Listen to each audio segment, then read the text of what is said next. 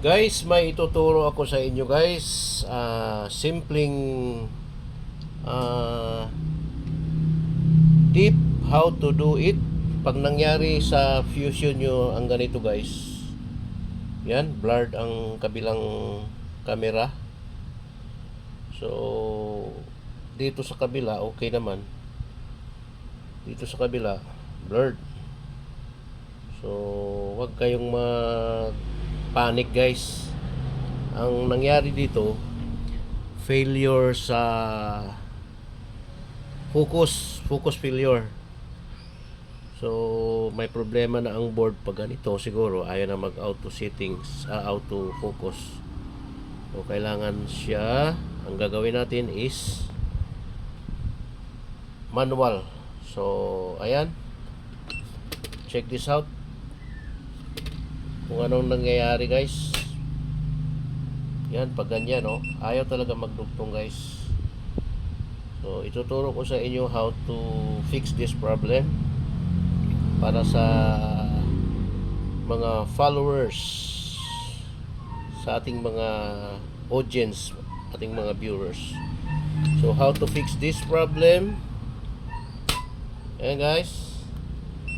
So first, punta ka sa cellphone mo guys, download ka ng Signal Fire app. Ayan so download mo ang Signal Fire app.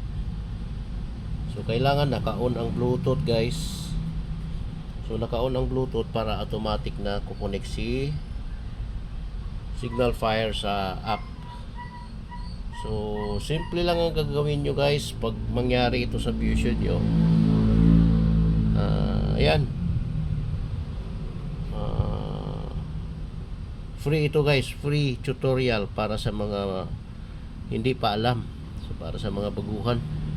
So ang gagawin mo guys, connect your device sa Signal Fire app. Then punta kayo sa fiber splicing set. Ayan. Then manual adjust. So ang ito guys, makikita nyo Y.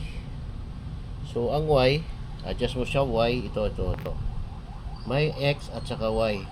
So ang problema natin sa X, so ilipat natin sa X yung settings. Ayan, naka X na siya guys. Then adjust. So adjust natin ang focus guys. Tingnan nyo guys, gumagalaw. Ayan.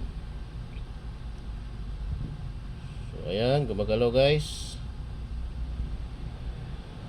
Ayan. Are you getting it? Nakukuha nyo ba guys? Ayan. So ayan, sobra. So yan ang ganyan ang mag-adjust ng focus guys. So ayan, parehas na sila. Iparehas nyo lang kalaki sa kabila.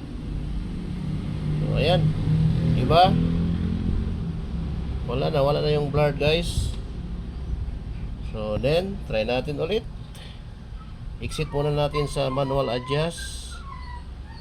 Yan, exit na siya. The next, yan, try natin kung okay na guys. Yan.